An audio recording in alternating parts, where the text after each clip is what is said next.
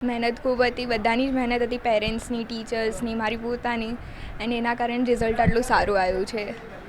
હવે આગળ તો CA પરસ્યુ કરવાનું છે અને એનામાં પણ આવા જ સારી રીતે અટેમ્પ્ટ્સ ના લાગે એવી રીતે પાસ થવું છે બસ. બંને બહુ સપોર્ટિવ હતા, બંને મારા માટે ખૂબ હાર્ડવર્ક કર્યું છે. એ લોકો મારા કને એ લોકોની બહુ આશા હતી કે મેં સારું ટકા લાવું અને મને ક્યારેય તકલીફ ના પડે ભણવામાં, એવા એ લોકોના પૂરેપૂરા એફર્ટ્સ રહ્યા છે. અમારી એક દીકરી ને દીકરો આ જ એ હિસાબે એને આપણે ઉછેરી રહી છે અને સારું લઈ રહી છે. બસ આગળ વધતી રહે, ભગવાનનો આશીર્વાદ છે, અમારા આશીર્વાદ છે. એ જોડે વાત કરો તો અમને અપોઇન્ટમેન્ટ લેવી પડતી હતી એ ટાઈમે કે ભાઈ આવીએ 1 કલાક તારી જોડે બેસે.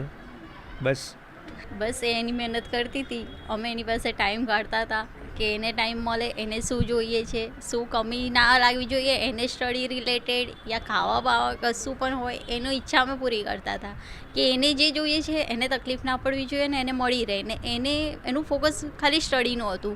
અમે કશું પણ કહીએ કે આપણે કશે તને ફરવા જવું છે તો આપણે જઈએ તો એ ઓલવેઝ ના કહેતી હતી કે મારું પહેલાં એકવાર મારું ટાર્ગેટ હું અચીવ કરી લઉં પછી તમે જ્યાં કહેશો આપણે ત્યાં ફરવા જઈશું.